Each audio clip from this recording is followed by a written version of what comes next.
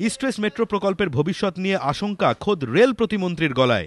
অধীর রঞ্জন চৌধুরীর দাবি, প্রকল্প নির্মাণের জন্য বিপুল অর্থের সংস্থান সম্ভব নয় বলে প্রধানমন্ত্রী এবং অর্থমন্ত্রীকে চিঠি দিয়েছেন রেল বোর্ডের ফিনান্স কমিশনার বিজয়া কান্ত। ফাইন্যান্সের যিনি দায়িত্বে আছেন, এফসি যাকে বলে, তিনি এর আগে বোর্ড থেকে প্রাইম মিনিস্টারের কাছে, ফিনান্স মিনিস্টারের কাছে নোট পাঠিয়েছেন যে রেলের কাছে এত টাকা নেই। এমনকি রেল বাজেটে প্রকল্পের জন্য বরাদ্দ নিয়েও আশঙ্কা প্রকাশ করেছেন রেল প্রতিমন্ত্রী। নতুন বাজেটের সময় যদি আমি টাকা বরাদ্দ না করতে এখন থেকে, তাহলে সব বন্ধ হয়ে যাবে।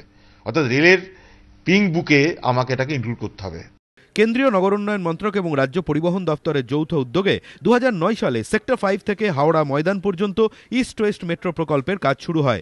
মোট খরচ ধরা হয় 4,874.58 কোটি টাকা।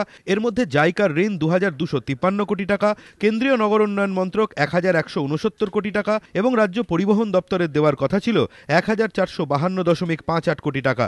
কিন্তু মমতা বন্দ্যোপাধ্যায় রেলমন্ত্রী হওয়ার পরই প্রকল্প রেলের হাতে নেওয়ার জন্য কেন্দ্রীয় মন্ত্রিসভার ওপর চাপ তৈরি করেন। শেষমেশ অনিচ্ছা সত্ত্বেও গত বছর 23 আগস্ট প্রস্তাবে অনুমতি দেয় কেন্দ্রীয় মন্ত্রিসভা। ঠিক হয়, প্রকল্পের মালিকানার 74% থাকবে রেলের হাতে, কেন্দ্রীয় নগর উন্নয়ন মন্ত্রকের হাতে থাকবে 26%। এই সিদ্ধান্ত অনুযায়ী রেল মন্ত্রককে এখন প্রকল্পের জন্য প্রায় 1,900 কোটি টাকার সংস্থান করতে হবে। এই টাকাই রেলের কোষাগারে নেই বলে জানিয়েছে রেল বোর্ড। প্রকল্প বাঁচাতে তাই প্রধানমন্ত্রীরই দ্বারস্থ হচ্ছেন রেল প্রতিমন্ত্রী। প্রধানমন্ত্রীর কাছে দপ্তরে আমি সাক্ষাতের সময় চেয়েছি, শুধুমাত্র এই ইস্ট ওয়েস্ট মেট্রো করিডোরটাকে নিয়ে তার সঙ্গে আলোচনা করার জন্য। সংশ্লিষ্ট মহলের ব্যাখ্যা, রেলের আর্থিক দুরবস্থা সত্ত্বেও তৃণমূলের হাতে রেল মন্ত্রক থাকাকালীন মমতা বন্দ্যোপাধ্যায়ের প্রস্তাব নিয়ে কাগজে কলমে আপত্তি জানায়নি রেল বোর্ড। এখন প্রকল্প ঘাট থেকে নামাতে চাইছে রেল। যদিও রেলের এই ভূমিকায় অস্বস্তিতে রাজ্য কংগ্রেস, কারণ তৃণমূল এখন এই ইস্যুতে কেন্দ্রীয় বঞ্চনার অভিযোগ তুলে কংগ্রেসকে প্যাঁচে ফেলবে।